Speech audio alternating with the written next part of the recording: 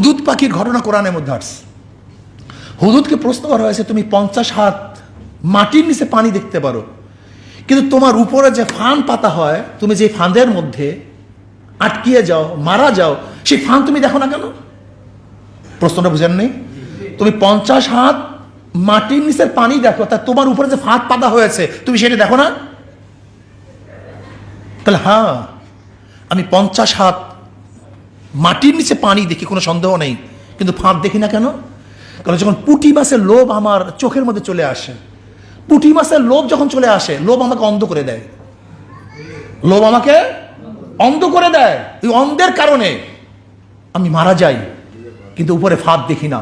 কিন্তু যখন লোভ থাকে না, তখন এই 50 হাত নিচের পানিও দেখতে পারি। ঠিক এই মৌলবীদের যখন লোভ চলে আসে, তখন ঈমান থাকে না, ইসলাম থাকে না, তখন শরীফার মধ্যে